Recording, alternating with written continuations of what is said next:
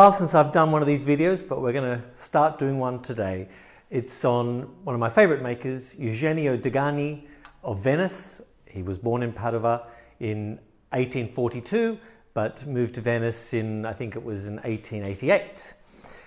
This is a very fine example that I've got at the moment here. It's an 1891 violin. I will tell you a little bit about Eugenio. He trained with his father, Domenico Degani. You often have people saying, I've got a Domenico Degani. 9 times out of 10, you don't have a Domenico Degani. I've not seen many original violins. But anyway, he is very much a maker that we regard as Venetian. He had a son, Giulio Degani, in 1875. Giulio started working with his father very early on. This violin, I'm going to show you some things to look for in a Degani violin. So I'll just stand a little bit forward. First thing, Degani violins, you reach for your trusty tape measure. They're often big. The back length of a violin, anyone know what it should be? 35.6 is Stradivari. 35.6 centimeters or 14 inches. So the back of this violin, correct, 35.6. So every second Degani violin will be 36 plus.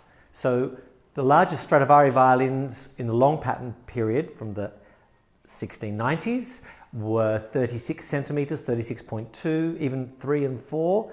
But often you will come across a Degani that is 36.5, and they're a long, big violin. So we try and avoid those. If you see cheap Degani violins at auction, I can bet you they're a big violin.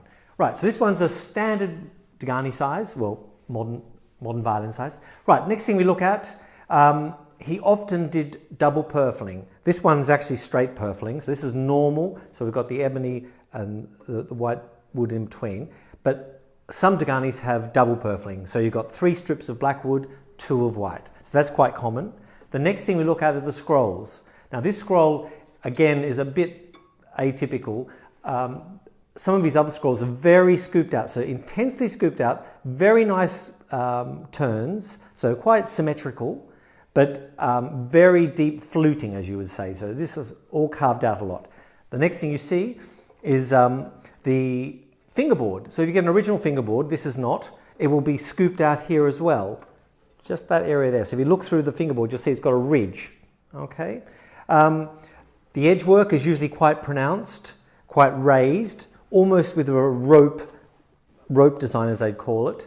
Inside the violins, and I think this one is, yes, correct. This, often on his 2-piece backs, you'll find on the center joint, internally on the back, a little thin strip of maple. So that's some of the things to look out for on your Degani violin.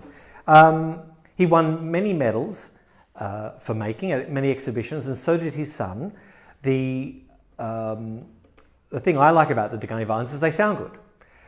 Most of his output was sold abroad, so they're not as common in Italy as you would think, but there's lots in the UK. I've seen so many in Australia and America. Now, he was the founder of the modern Venetian school. His son, as I said, Giulio Degani, born 1875, took over the workshop when Eugenio died in 1901. They made violins together as well, so there's about 5 or 6 different labels you will see with father and son, and then by themselves. Giulio moved to America in 1922, did making there, but found very difficult in the Depression and actually died a pauper. His instruments made in Italy, before he left, are often predated. So you will find every Degani violin you seem to find these days is either made in the 1890s or 1901 seems to be a particular label that Giulio Degani liked using, or 1902. They might have been made in 1910. So don't assume just because your Degani is labelled with a date, that's when it was made, because that is not the case. The son, Giulio, his work is as fine as his father, but then it trails off as he goes through the years. And certainly the American violins are rather poor, hence why he fell out of favour with people buying his instruments. I'll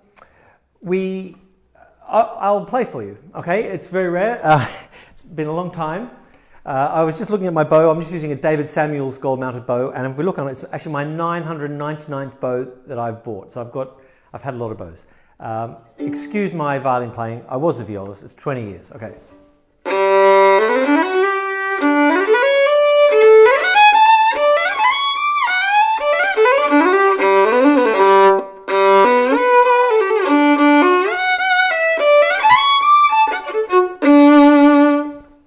There we go. Anyway, that's Eugenio Degani. I hope you enjoyed my little presentation. I'll try and be back next Friday and I will think of another maker to talk about. Bye-bye.